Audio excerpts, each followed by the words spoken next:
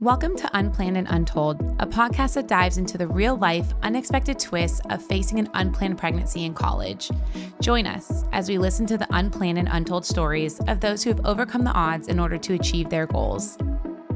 Welcome back to another episode of Unplanned and Untold. I'm your host, Caitlin Willing, and today we have a super special guest. If you guys can welcome Reagan. Thank you so much, Reagan, for coming on. I really appreciate you taking the time to do this. Yeah, absolutely. I'm so happy to be here. This place holds a special part in my heart.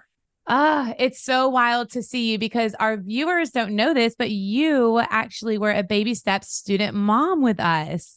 I was one of the first, I think. You really Right. were one of the very first student moms. So we go way back. Right. So wild. It's been years now, I think, like Years. 3 or 4 years. A lot of life has happened in the in-between. It has. So if we take our listeners all the way back to, what kind of family life did you grow up in? What was life before college for you? Yeah, sure. Absolutely. So I was a military brat. So my family moved around every 3 years on the dot. I was the second oldest of 7 kids. So I grew up with kids. Oh my gosh. Never really thought much about like working with children or how I felt about children until after I had Valor, and now I work with kids. But it definitely, like, having kind of experience with, being like one of the older siblings, Right, helped me a lot in this crazy journey. So absolutely. So when you came to Auburn, what were you going to major in? So I originally came to Auburn to major in veterinarian studies, but then I Okay. switched to nursing. Okay. And where along the way do you find out you're pregnant? Take us through what that looked like for you. Okay. It was my sophomore year, the middle of my sophomore year of college. It was finals week. I had just got done applying to nursing school, which is like a long, grueling process of like interviews, writing papers, making sure your grades are all like fantastic, getting shadowing hours.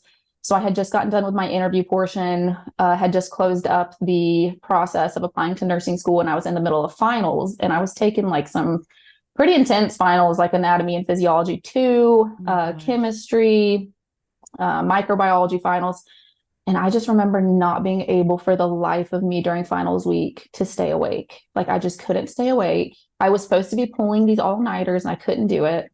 And you're like, what is going on? We've done this before. Why am I so exhausted? Right. The most important week of my life. Like, come on. God. Yeah, it was exhausting. So I remember, and I was on birth control where I didn't really get a period. Sure. So I had no idea, didn't even think twice about it. I was just like, this process has been just so much on my body. But I remember calling my mom and being like, because I was 20 and my mommy still set up my doctor's appointments.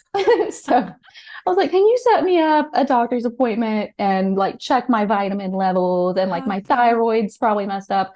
And my mom's had 7 kids, and she's like, girl, I think you're pregnant. And I was like, smokes. Right. She had that like spidey sense, that mom spidey sense. Right.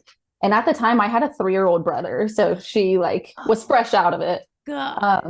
She was like, I think you're pregnant. And I was like, no, I'm not. I'm on birth control. There's no way. And she was like, I'll schedule you an appointment, but you got to take a pregnancy test first. And so then I was kind of like, oh man, like, could I be?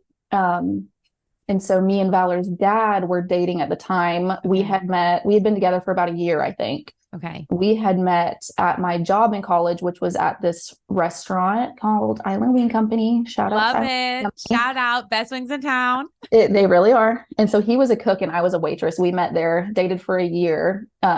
We were just like college students with like crappy jobs. Yeah. But we went to my apartment, took the pregnancy test together, and I don't know. I kind of knew, like, when I was like taking the test, I was like, this is the first time I felt really weird about something, like really spidey senses were tingling. Yeah. So sure enough, we walked back in the bathroom and it was positive, and we were like, oh no, like we were not, it was not like a happy miracle at all. We were like, what the heck? But it was sweet. Like, at the same time, he was like, we can do this. It's time to get our acts together. Like, we can have this baby. And so, I was still kind of just reeling all day. I've watched these podcasts and I see like all of the girls before me be like, it doesn't feel real, and you're kind of in shock and not really accepting it. And that's exactly how it felt until I Okay. started like, I was really nervous about like the judgment I was going to get. Right. My family was like, I don't know, I grew up kind of religious and Sure. so I called my mom first and she was like, "What's up?" And I was like, I remember being like, "I don't want to have a baby." Like I just was Oh, crying and yeah. said that. And she just like kind of giggled and was like, "Well, you're gonna, and it's okay. We're here. We're gonna support you." And Oh my gosh. I called like every family member and told them, and that's when I started feeling excited about it because I was met with a lot of support. That's huge. I mean, Right. it's the difference maker, to be completely honest, Reagan. Absolutely. Yeah. And to have a family that supports you or to have the father of a baby support you Mhm. really makes such a difference. Right. And I lived with girls who like either did not have any support from their family Right. or the dad's family was like, mm-mm, or the dad himself was like, peace out. Like I Right. lived with girls and like heard their side of that story. And I really can't imagine what a game changer that is to not be able to call your mom and be like, you know, Yes, absolutely. It's really hard. And it's just a huge difference maker on both ends. And you got to mhm, experience like how great it was to have people backing you absolutely. 100% of the way. And you really poured into a lot of the women that you lived with. And I know we'll talk about that later on, but Yes, you please. Let's get impacted into it. them. Oh, You thanks. definitely did. And so you find out you're pregnant. How Yeah. does college life change? What's the How first did what? I'm thing? sorry. How does college life change? What's the first thing that kind of changes for you? It was a huge shift. And I Okay. remember for the first like for my pregnancy and the first year of Valor's life, I was like hardcore like grieving my 20s, like the loss Sure. of like the social aspect of going to college. And I mean, I was pregnant before I was like legally able to drink and Oh, goodness. all my friends were like going out and living the stereotypical college life. Luckily for me, I got accepted into nursing school for the following year. Okay. So I got pregnant and then had a year off until nursing Gotcha. school started, which was Gotcha. nice because I got to be pregnant and then go back to school with like a 3 or 4 month old, Right. which was hard. But it's definitely like you turned into like a 30-year old real quick.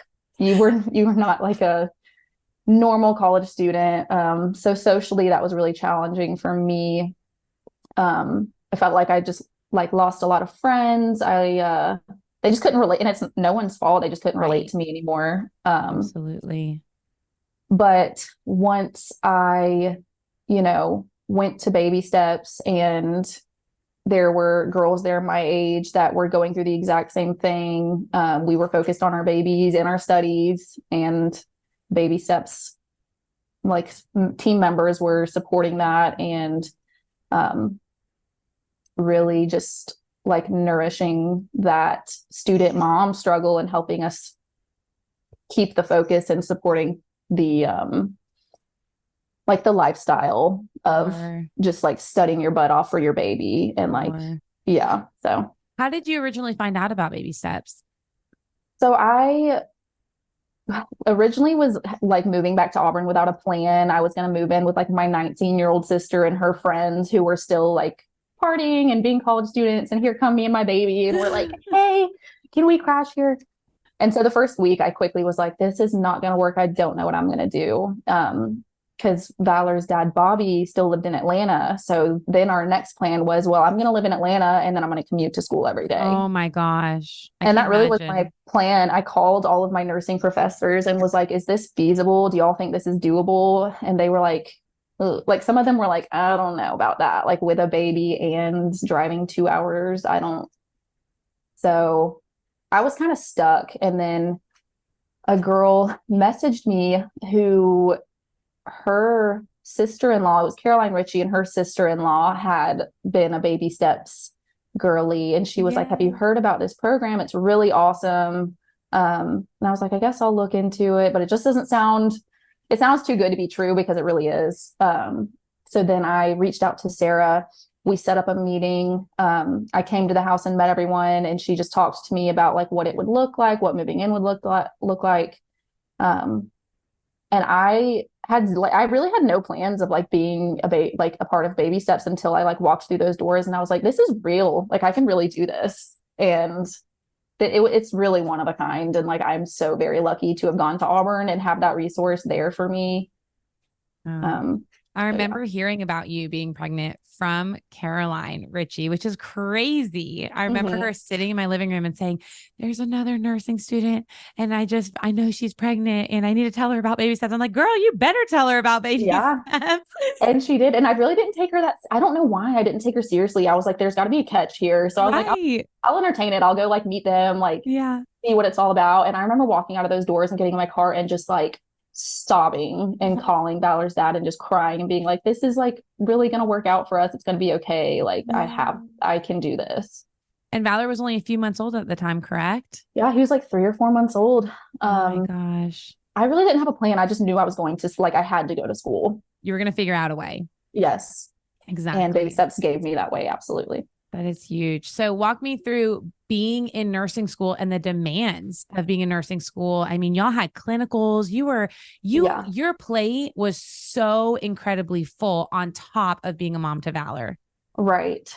Um, it was grueling and it was very challenging, but in other ways, like I remember like friends I met in nursing school or other nursing students that were in my cohort being like, oh, I don't know how you do it. And I almost was kind of like, it's almost a little bit not easier, but my motivation is so much like it's so there. Like I'm not just doing this for me and I don't have the choice to slack off and I can't just decide to like blow this test because I have my little 4-month-old boy that like needs mom to succeed and do it for him. So it made me time manage and I would drop him off at daycare in the morning. I would go to class, leave class, go to clinical, and then leave clinical and then go pick him up, come home, feed him, give him a bath, put him in bed. And then 9 p.m. I would start studying. And I just did it every night and it worked out. I did not sleep a lot, but I wouldn't, you push through it. You do what you got to do. How did it feel living in a community with other college students who had babies? To walk us through what it feels like, being around all of that. Yeah, I don't know that like mentally and emotionally I would have been able to like get through like just the hardships of being a mom in college with like not many people that relate to that at all. Or maybe they do, but just no one talks about it because no one knows each other, unless there's a community like this one. But it was really, really awesome and helpful to just be able to like give each other advice or like vent about how hard school is or like why won't my baby stop crying? I didn't sleep last night. Or like my roommate, Madison Parker, she was pregnant when I had like a 3 or 4 month old and she would ask me all these questions and she got to see Valor as like a tiny baby while she was pregnant with her baby. Yes. And it was just so nice watching the process of like someone else being pregnant and I was able to kind of like help her and give her guidance. And it just really, it felt like a sisterhood because here's this girl from a whole other walk of life that's going through the exact same challenge and we were able to be like brought together and like bond over that. Absolutely. And, we interviewed her on a previous podcast and she said the same thing, like really being able to watch how you were balancing school and parenting Valor at the same time was beyond inspirational for her. And to just see, okay, like if the baby does this, what do I do? And to see all of that played out firsthand was very impactful. And y'all were a pretty tight knit group of student moms. There were quite a few of y'all that lived on the property at the same time. Right. Yes. And so it was really beautiful to watch organic friendships kind of form. Y'all probably would have never met each other at Auburn because you came from all different majors, all different walks of life. And then boom, you have this one major thing in common. And it was really neat to see y'all build that organic relationship. Yeah. I still have like pictures of my phone where I think it was me, Madison, and Veronica all went to lunch and I was sitting in the middle in the back seat and they were in the front seat and I had a car seat with a little baby on one side and a car seat with a baby on the other side. And I was like, we're just going to a college girl lunch. College life. Right. Oh my goodness. And so share a little bit about life now that you've graduated. Well, first of all, how did it feel to graduate from Auburn? It's was such a weight lifted. just knowing that the couple years of uh just like busting tail to like get it done had paid off, and now I have like a nursing degree and I have my baby and I was able to get both, and it was awesome relieving feeling, and like a super proud accomplishment of mine. But Absolutely. I owe it all to you guys. So No, girl, you did now, it. You did it. We were just that safety net. You yeah. had the grit and you did it. And we're Well, so thank proud of you. you. Thank you. So I graduated and went straight to a cardiac ICU in Atlanta. And I worked night shift. So it doesn't get, Started from the bottom to work your way right. up. Yeah. It doesn't get all that. It never stops. Like the long mom to-do list in your brain never Yeah. stops. Now you're working a full-time job. So that was challenging in its own ways, but I love what I do. I worked there for a year, and then I moved to Augusta to be closer to family. And my sister works in the pediatric ICU here Wow. in Augusta at Children's Hospital of Georgia. And I was looking for an ICU job, and she was like, "Please come work in the PICU." And I was like, "Kids? No, I can't do kids." I said I would never ever do kids, but Yeah. I applied and I loved it, and now it's like such a huge part of my life. I guess like being in the house and like being surrounded by you guys, like helping me and my family and my child during like one of the hardest, most challenging phases of our lives, like really um, just instilled that like motivation and like desire for me to provide that same like help for families that are going through like the worst possible thing in Yeah. their lives right now. And I can help them, the parents and their babies, and in similar ways that y'all like helped and Yeah. guided me. Absolutely. It's in those tough moments in life. I feel like we learn a lot about ourselves and Mm-hmm. we learn a lot about the people who are there standing behind us. It's Yeah. your world, it almost is shaken up during really tough times. Yeah. And you learn to pull your bootstraps up and go on and walk forward. And you did exactly that. And, we so appreciate you being able to share, all of the things that you've learned from that Yeah. experience. Yeah, absolutely. Baby step really taught me just, I really don't think I'd be like the understanding and empathetic person that I am today if it weren't for you guys. Wow, that's huge. What do Mm-hmm. you think the biggest takeaway you have from experiencing life in, the Baby Steps house would be? What is your biggest takeaway? That's a good question. There's so many takeaways. Really, it's like forming an attitude of gratefulness and like having a positive mindset, because like life is hard when you grow up and you are a big girl and make big girl choices, and no one can really prepare you for that, but it's all about like how you decide to like look at things, and how you decide that like how you decide that you want your life to be, and how you want to impact others to like live a good life too. So definitely just like fostering that gratitude and trying to help others with their journey just as much as I was helped with mine. Absolutely. And sometimes it's hard to accept that help. I feel like in the beginning, I remember you being a little hesitant on, well, why are you guys doing this? Like, what are the strings attached to this Yeah. service? And I remember being in those types of situations in life when people would step up and help me. I'm like, why? Like, why would you Yeah. want to help me? Like, what is in it for you? Or what are you Right. expecting out of me? And learning that there are people in this world who sincerely just want to see us succeed Yeah, is mind blowing. It is it is. it's And I really cool. really, absolutely. And I hadn't experienced it to that magnitude until baby steps. I remember I would put Valor in bed and go drive up to the nursing school at night to like sit in my little like just office quiet area and be able to study. And Sarah, who was like the house mom, Yeah. she would like stay and watch Valor for me.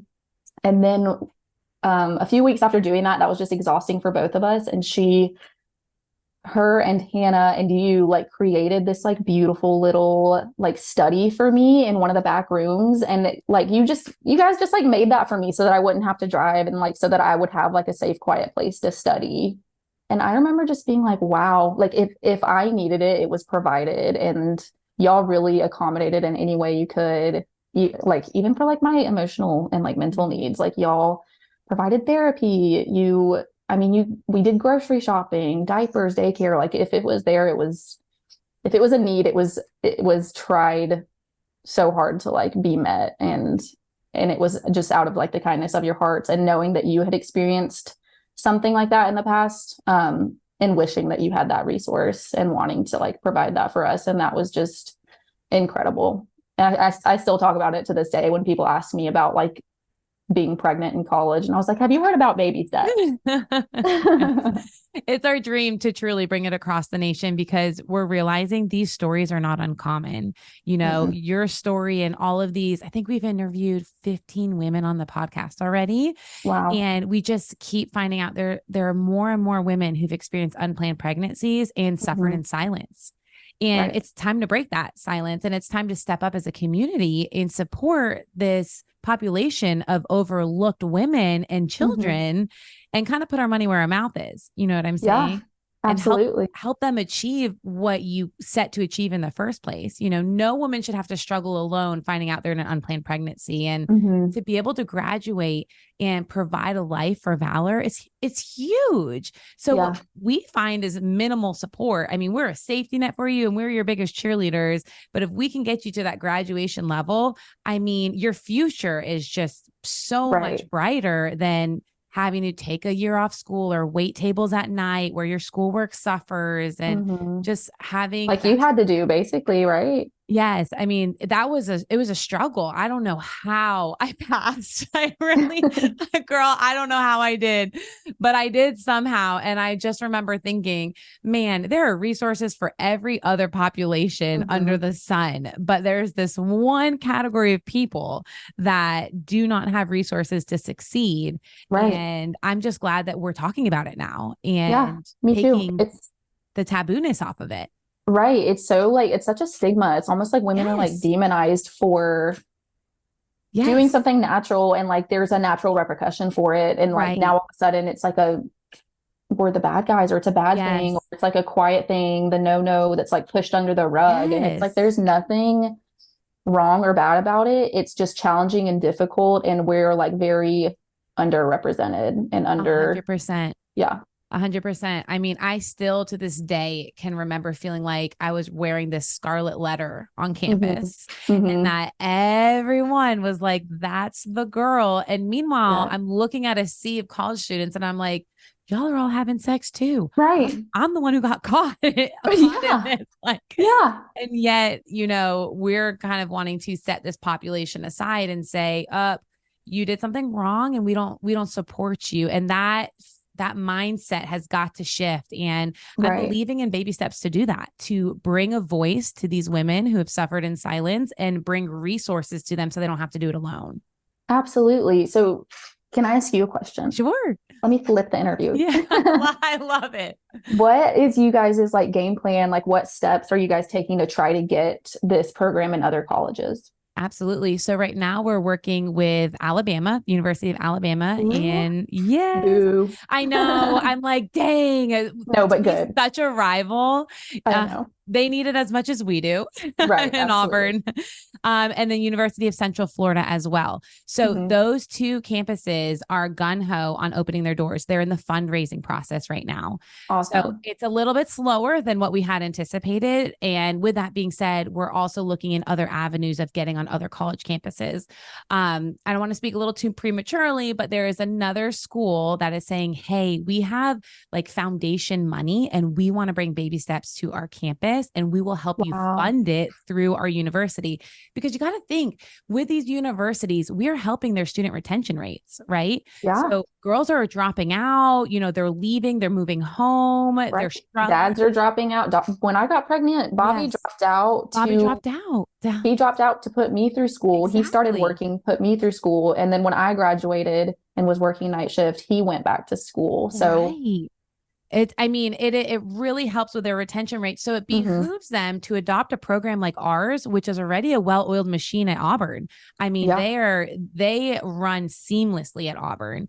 So we're looking into that avenue, exploring what that'll look like. And then we had another state representative say, hey, we've got Ooh, state money that we whoa. think we could fund this if you come here. So we're really figuring it out. I know there's $1 million donor out there somewhere that's going to drop that $1 million check on us so that we can open the doors Absolutely. at Alabama and UCF because we are ready. We are ready to find a house and to get that open because they've already started building a community. There are 15 student moms at Whoa. Alabama who are currently meeting like on the side just to Hmm. support one another. So they're waiting on us. They're waiting on us Right. to get that money there so we can get that house and get all of our resources up and going. Yeah. So we know every day there are college students waking up in unplanned pregnancies and they have zero resources offered by their college. Hmm. It's just the world we're living in right now. And it's time to shift that. And so we're really hoping, whether it be through our listeners, we have a fundraising gala coming up in Auburn. We just need to raise that money so we can start opening doors across the nation, really. Hmm. That's amazing. Yeah, How does it absolutely. feel like being on your side of things? Like you just straight up struggled with very minimal support and put yourself through school and did not have like the resources you needed and you pushed through anyway. And now you're able to provide like that support system to like almost like could be nationwide to like student moms. Yeah, I think my story is a great example of taking something that was very traumatic in your life Mm, and using it for good. We all go through something somewhat traumatic in our lives, and it's kind of mhm. flipping that script. You can either let it define you or you can let it help you impact others so they don't have to Yeah. walk through that alone. And I'm finding out through this podcast, even just talking about unplanned pregnancies, there are just so many women who've never even talked about it. They brush it Hmm. under the rug. They may get married to somebody else. They adopt their child and they move on. Like life had always been this happy, beautiful little picture. And Hmm. the problem with doing that is you're leaving a lot of these women experiencing unplanned pregnancies in the dark, right? Thinking they're Yeah. the only ones and that how are they going to do this? They could never have a beautiful life because all of us who've experienced it kind of act like, oh, we've always had our stuff together. Life's good. Right. When in reality, you struggled too. I mean, Yeah. yes, you had the resources, but there was still struggle that came with that. The Right. emotional struggle, co parenting, like balancing school and raising a baby, even with help, is Right. extremely taxing. That's And true. so I think collectively using our voices to speak, for those who are too scared to speak up is really where we're going to make the most change in this world. Absolutely. I agree with that. Yes. So, my last question for you today is if there was a student mom listening, which we do have them, our podcast is downloaded across the nation. So, we Hmm. truly have no clue who our listeners are. But let's say there's a student mom who's listening. She just found out she's pregnant and she's terrified. What advice would you give to her?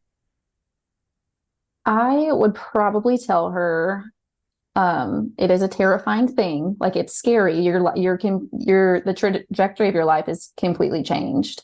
Mm. For me personally, I was broke, like didn't know what I was doing, 20, just did like had no plan. And I would not take back a single second because having a child has just taught me so much. I almost have a 5-year-old. Like he Oh my teaches me, isn't that crazy? Teaches me things every day, teaches me about the world and myself. But you're not alone, even though you feel so isolated right now. I remember telling my friends I was pregnant and kind of telling them my situation and my story to a big friend group, and it was just silent. And I was like, are we good? Like, what do y'all? And they were like, we just like, whoa, we don't even know. Like, you're in a rock in a hard place right now. And Mhm. that just felt isolating that I could not relate to people. But you're not alone. Like we hear you, we see you, you can do this, even if it's going to be really, really hard. My mom growing up always told us, like, you can do hard things. Yes. And it just makes it that much easier when you have a support system. But some people don't. And sometimes it's just you and your baby, and that's all you need.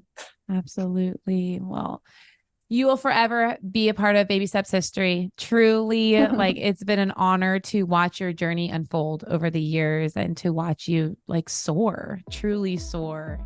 Do you want to be a part of an organization that is the first of its kind to empower student moms? Your support can impact generations to come. Consider making a financial contribution at babysteps.org.